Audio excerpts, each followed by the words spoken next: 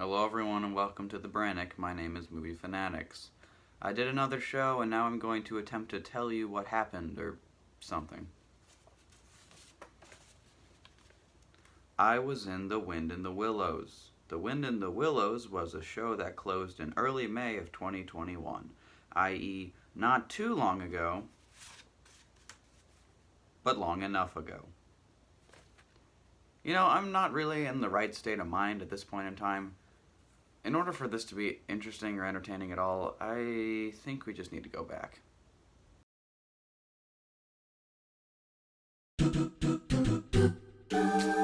Hello everyone and welcome to the Movie Fanatics. My name is Brannick. Well, it's over. The Wind in the Willows closed 2 days ago, and oh man, this is a good one. However, before we begin, I'd like to give a background on the 3 previous shows I've done, 2 of which I've talked about on the channel, in order to give some updated thoughts. Oh, Nickelby, this was both my first show and the only play I've ever done. Every show I've done since has been musical. Nickelby has this weird place in my mind. It was all so foreign when I started, and I really had to step out of my comfort zone for the first time in terms of acting. It was my first time acting, after all. The overall experience with Nickelby was fine, I guess. I mean, it had to be good in order for me to come back to do more, so there's that. I was a newbie, of course, and I didn't know anyone, and I do this thing where when I'm in a new setting, I always think that everyone else knows exactly what they're doing, and they're all simultaneously aware that I have no idea what I'm doing. I don't know how true that is, but being new also meant that I hardly talked to anyone. We're back to this again. I mean, I had some conversations occasionally, but very occasionally, at least until Tech Week when we were all in dressing rooms and basically forced to interact. I was William and Mr. Bray, 2 characters who are barely in the show, so that meant I spent most of Tech Week and the performance backstage playing cards with the other people who had smaller roles. But maybe that wasn't the best plan. Now, I have never missed a cue before, and I definitely haven't missed a cue because I was backstage playing cards. But, you see, there's this group of characters that are part of like this circus troupe. Cool. What's not cool is that they all missed their cue because they were backstage playing cards. They couldn't go on stage because they were backstage playing cards. And this wasn't Tech Week. This is one of the performances. Yikes. But, hey, wasn't me. As for the actual show, as in the story and whatnot, my god. I can remember basically nothing about the story to that show. Maybe because I was hardly in it, but still. It seems like a show where just not much happens most of the time. I'm not really a huge fan of that. So, Nickelby is far from my favorite show. Even after it closed, I knew that it probably was never going to be my favorite. But still, it was a fun time, and it was my first show after all. I was super excited to do something more. And next time, I wanted to be in a musical. Super excited. Little did I know what I was in for.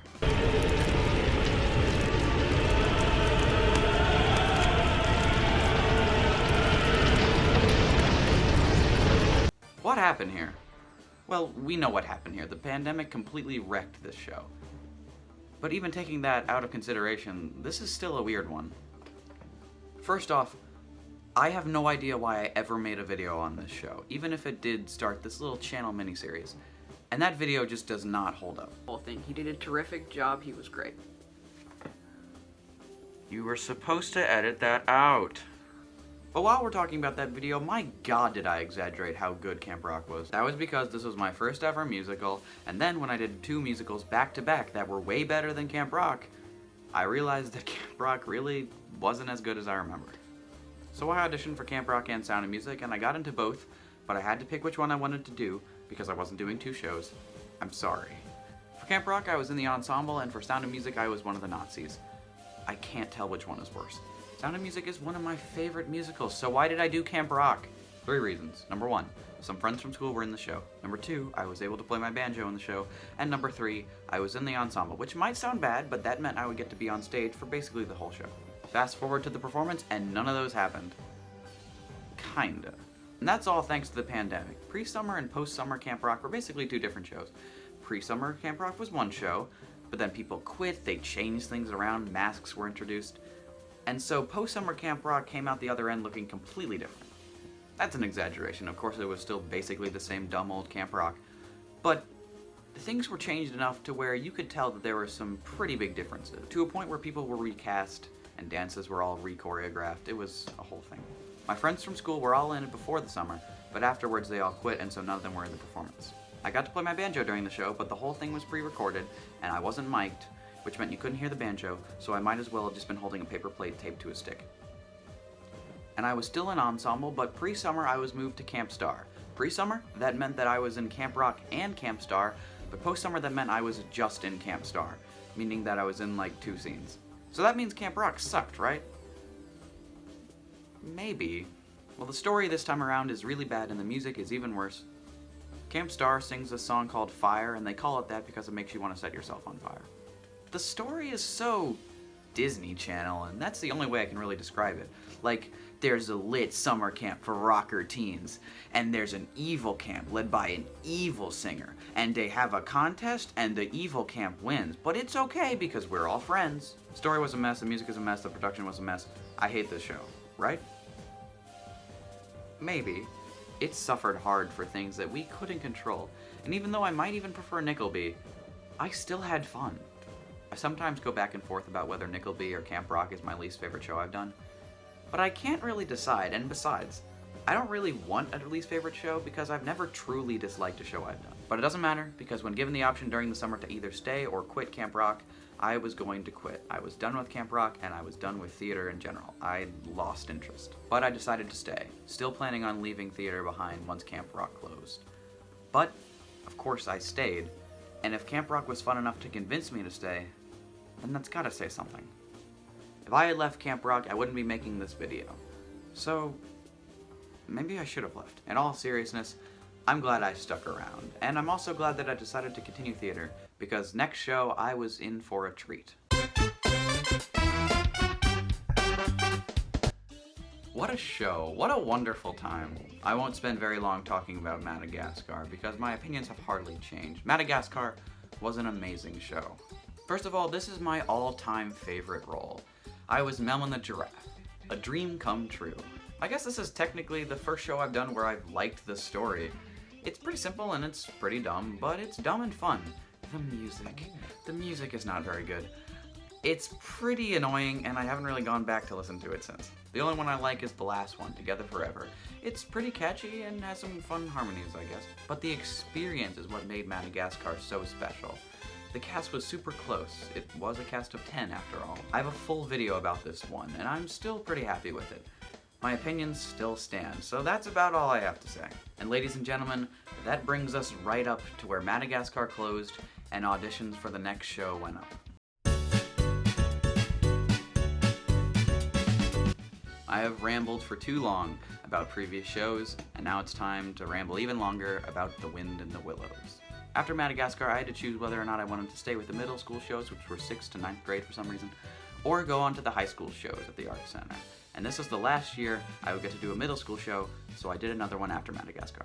Madagascar and Wind in the Willows were both middle school shows that I did because I liked the director and choreographer, and most of my friends are in these.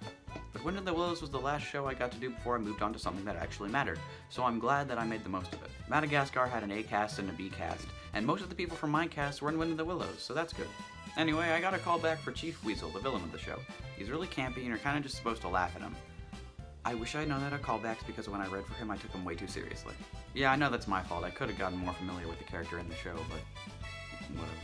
Fast forward a few days, and I got cast as Mr. Hedgehog. My bucket list is coming along great. I was going to play Mr. Hedgehog and Car Driver. I didn't know what that meant, but it was okay because I would once rehearsal started. We sat in a circle and read the script on day 1 like always, and when we finished, I realized that I was barely in the show. It's not looking good for Willows. After being in the show, I'm perfectly happy with my role. I was in the best song in the show according to me, so it turned out fine. You can't always tell how prominently you'll be featured just by reading the script. I mean, sometimes you can, but in this case, I couldn't. Sure, it wasn't the biggest role, but it wasn't nearly as small as I thought it was at the beginning. I would have been fine with the small role, but going from Melman to being in what I thought would have been 2 scenes, it was a little disappointing. But there's no small actors, only small roles. And I've been playing small roles most of the time, so I don't know. For most of the show, I was the hedgehog. I think I was the car driver in one scene. I'll get to that later. And then I ended up being the jail guard. I'll get to that later also. I was really curious about what my costume would look like, because if I was a hedgehog, I'd have to look pretty sharp. The exciting thing about this show is that there would be a live performance. I hadn't done a live performance since Nickelby. That was really weird to think about. But that's not all. There would still be a pre-recorded video version of the show, just like the last 2 shows, that would live stream the day after closing night. So we basically got to do 4 performances instead of the standard 3. We started by blocking the first scene and song, Spring. You see, the show takes place over a year in the English countryside, and so the show starts and ends with the Spring song. And I realized that everyone in the cast would have a lot more going on in the show than I thought at first. The whole purpose of the Hedgehog family is that Mr. Hedgehog, Mrs. Hedgehog, and their 2 children sing a song called The Hedgehog's Nightmare about how it's very terrifying trying to cross a road. And the hedgehogs kind of have a backstory in the background of the scenes for whatever reason. Basically, in the first scene, Mr. and Mrs. Hedgehog are going on a date. And then in the next scene, they have a kid all of a sudden. And then by the Hedgehog's Nightmare, they have 2 children. So I guess this can help us map out the timeline of the show.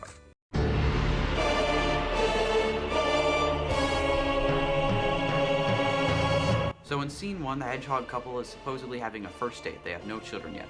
Scene 1 is basically a big montage of little moments that are happening while the song plays in the background. The date is part of this montage. In the next scene, Rat and Mole meet in a rowboat and go on the rowboat. They're the best of friends, I guess. Mr. and Mrs. Hedgehog walk on with 1 kid and then they walk off. Then Rat and Mole go to Toad's house and we see exactly what kind of a person Toad is. He's a spoiled amphibian guy who doesn't really seem to notice how many people dislike him. And they sing a song about that. Then they go out on Toad's carriage, stop for lunch, and then get hit by a car. This continues Toad's obsession with having the next big thing, and the next big speedy thing to be specific. In this case, motor cars. Toad then says he's going to go to London as soon as possible to get a motor car, which he does, I assume. I guess there's no humans in this universe, and London is populated by animals. Then the Hedgehog's Nightmare happens, and the family is now complete with 2 children. So that's as far as we can get in mapping out the timeline of the show. I knew I was important. According to Google, hedgehog pregnancies last 30 to 40 days, meaning between Act 1, Scene 1, and Act 1, Scene 2, 40 days pass. Not too hard to believe. But that's just for 1 child. They have a 2nd child by the Hedgehog's Nightmare. So where did those extra 30 to 40 days happen? It doesn't make any sense. The main characters go to Toad Hall, then they spend a day on the road, then Toad goes to London the next day, buys a car, and sings about it in the song directly following the Hedgehog's Nightmare. So either Rat and Mole were summoned to Toad Hall and then waited a month before showing up, Toad said they would leave Toad Hall and then they waited a month before leaving, or Toad bought a car a month after they got hit by one, which, knowing Toad, none of those make sense. The only logical explanation is that they get hit by a car, 40 days pass, then the Hedgehog's Nightmare happens. Immediately after, Toad is still bragging about his new car and himself. Knowing Toad, that does make sense. Without that explanation, the very existence of the hedgehogs and their children take credibility away from the timeline of the show, and that's not all. Hedgehogs have litters of kids, not 1 kid at a time. So why did they have 1 hedge baby and then another one? Doesn't make any sense. Where did the rest of the litters go? Well, apparently it's not uncommon for hedgehogs to eat their own young. It looks like the hedgehog couple ate or rejected all but 1 kid from 2 separate litters. In conclusion, I ended up playing the villain of the show after all. Although the weasels tried to eat a child as well. So Toad crashes his car a bunch of times, gets it taken away, steals one from me, gets arrested off screen, and then there's a trial. This is after Rat and Mole go into the Wild Woods and they meet the Weasel Gang, who are all evil. Then they go to Badger in the heart of the Wild Woods and ask him to talk some sense into Toad. And then they go to the trial. Toad is found guilty because the jury is made up of weasels, and I have lines in the scene. I play the car driver who really isn't the biggest fan of Toad stealing his car. After that, they needed someone to put Toad in handcuffs and take him to jail. I guess they hadn't thought about who was going to do that because the director just said, let's have Brannick do it. Her words, not mine. I mean, I'm not complaining. Why would I not want a bigger role in the show? It's just a little weird that they decided on a whim in the middle of blocking a scene. I guess the guy who takes Toad to jail is the jail guard. And I don't know if I was playing him later in the show because he shows up a couple more times. Toad's in jail and then the guard gets tricked because the jailer's daughter dresses Toad up in women's clothes and then they walk out. Toad and the jailer's daughter blocked that scene on a day by themselves, which means the first time I saw it was when we did a run through of the show later down the line. And I just kind of waited and watched to see what would happen when the guard was supposed to go on stage. Lo and behold, I was supposed to go on stage. We blocked the scene and there we go, I was now the guard. Fine with me. After escaping, Toad bumps into me and the judge again, who tell him that he has to go back to jail, but Badger says that the jury was entirely made up of weasels and that the whole thing was a fraud. So I guess Toad's okay now. The weasels are having a rave in Toad's house, and then all the main characters burst in and say they have an army of rats. They don't, but all the weasels believe it except for the main 3, who get promptly beaten up. Then I come in as the guard and drag an unconscious Chief Weasel away. It's easier said than done. In the final scene, Toad's having a party, and then he has a jetpack, and he shows off his jetpack. Then we all bow, and then we go home, and then we do it all again the next day. The music in the show is really good. This is the first musical I've done where I've liked the soundtrack. All the songs are catchy, and there's just some really good musical moments. The hedgehogs have their own motif that's used for the Hedgehog's Nightmare, and comes back for the Hedgehog's Verdict, the song that plays when Toad is sentenced to 20 years in prison. But in Spring, the first song, there's a musical reference that's so old, I might have even talked about it before. It's only an hour version, which I can't find, but trust me, it's in there. Some of the channel's older viewers will know about this, but basically, there's an old Gregorian chant that goes by the name Dies Irae. It was used in the Middle Ages during funeral masses, and it means Day of Wrath. It's about the Book of Revelation. And it's been referenced countless times over the years to symbolize death in musical pieces. It's basically just the death theme in music. The actual chant is like 8 minutes long, but only the first part gets referenced commonly. And in Spring, there is a reference to it. It's not the exact original notes because it leads into the next chord, but it gives it an optimistic flair. This is the original. And this is the notes that get played in the version of Spring. As said, when using the piece, it's not the exact original notes because it leads into the next chord of the song and it gives it an optimistic flair. My interpretation is that we're singing about spring. The animals are all super happy that winter, the season of death, is over, so we get the Dies Irae with an optimistic flair at the end to convey that feeling. Because now new life is everywhere, and I'm probably looking into it too much. Rehearsals were always a joy. They were the highlights of my week. I was talking to people I hadn't talked to since Madagascar, people I hadn't talked to since Camp Rock, and people I hadn't talked to ever. One day I showed up for rehearsal, but I didn't know that I wasn't called. Luckily, Mole was called and she didn't make it, so I played Mole that day.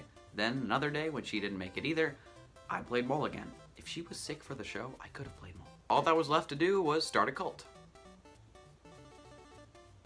One day, the guy who played Badger was waiting to go on the side of the area we were rehearsing in. Toad, who was standing next to him, who was standing next to me, copied the way Badger was standing. I copied Toad, who copied Badger. I turned my head, and more people are copying the way Badger is standing. One of them asks, "Is this a cult?" Of course it is. And that was the birth of the cult. We are very mature. We even made a flag, which, to my knowledge, is still taped up on one of the walls in the dressing rooms. Tech Week eventually rolled around, which was weird, because despite the fact that the show was 2 months longer than normal, it felt like it had just started. Tech Week is one of the best parts of any show. I like it a lot. It's just really fun doing the show for the first time for real. I got to see my costume, which wasn't what I was expecting. For Madagascar, they made us look like the animals we were playing, but for Willows, people were basically just wearing normal clothes, and some people had rabbit ears. That's fine. I mean, it's a lot easier to make a giraffe costume than a hedgehog costume. And the costumes still look good, and they fit everyone's characters. For instance, Toad wore a green suit and a green bowler hat. He looked like a leprechaun, and it was awesome. For my costume, I had brown shirt, brown pants, brown vest, and a brown hat. It really screams hedgehog. I like my costume for Willows way more than the ones for Madagascar and Camp Rock, and at least I didn't have to have quills. I think my favorite costume is still the one I wore in Nickelby, but this is a close second.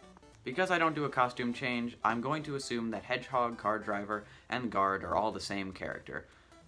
Which is a little weird. One moment, the car is the mortal enemy of the hedgehogs, and next he owns one. But Tech went really well. I knew all my lines, I think I sang fairly well, and it was just fun being on stage again. One thing, the mic I had was a new one that the Art Center got, I think, and it was different from the rest.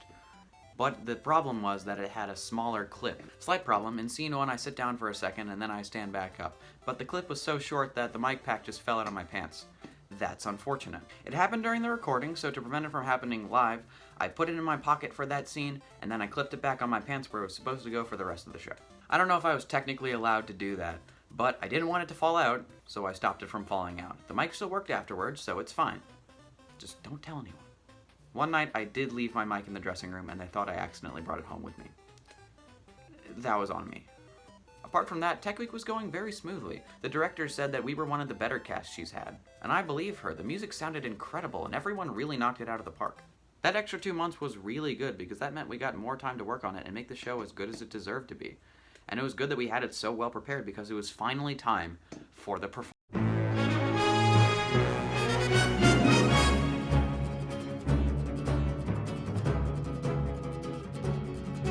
Live shows are so much better than pre-recorded ones. The last 2 pre-recorded shows have been fine, but the performance didn't feel like a performance. It just felt like another night of tech leading up to a performance that was never gonna happen.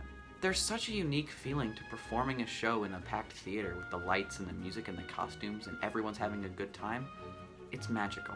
That's the feeling that made me come back after Nickelby, and that's the feeling that I realized had been absent for 2 shows in a row. I don't mean to slander Madagascar here, that show was a blast overall, but I'd be lying to you if I told you that the performance felt special.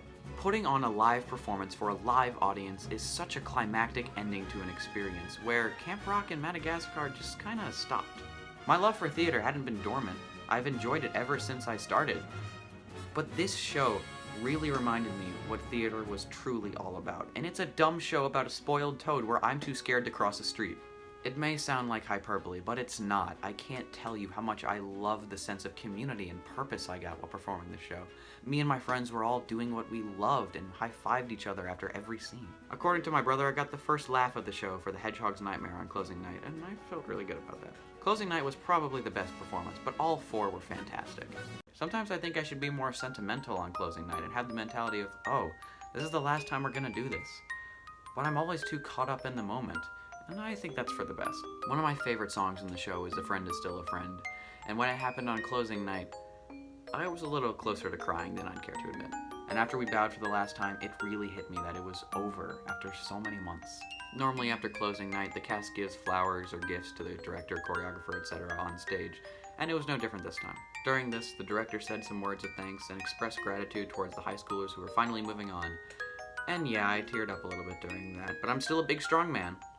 Then we got out of costume, we tore down the set, and I didn't leave my mic in the dressing room. After the show on closing night, we went to the Mexican restaurant that we always go to after shows, and it was a great time. We talked, we laughed, we talked, we drank salsa. Other people drank salsa, I didn't. I might have. What can I say? Peer pressure got to me. I will reiterate, we are very mature. When it was over, I said goodbye to everyone and then I went home. When I got home, I realized that I'd left my bag there and I went back. It was over, but what if it wasn't? No, we didn't do another performance. I wish. But you know how you can, rent out theaters for a private watch party? If you didn't, I have news for you. Well, one of the parents offered to schedule a private watch party for the recorded version of the show when it aired the day after closing night. And my god, we were movie stars! And it was great. Everyone did a good job as always, and it was really interesting seeing all these little moments that I didn't even know were a part of the show, finally seeing it from the perspective of the audience. And yeah, I felt uncomfortable whenever we watched scenes that I was in. I just don't really like watching myself. Editing my videos is rough. But after we watched it, it was really over. And it was weird. It was such a great time, but that was it.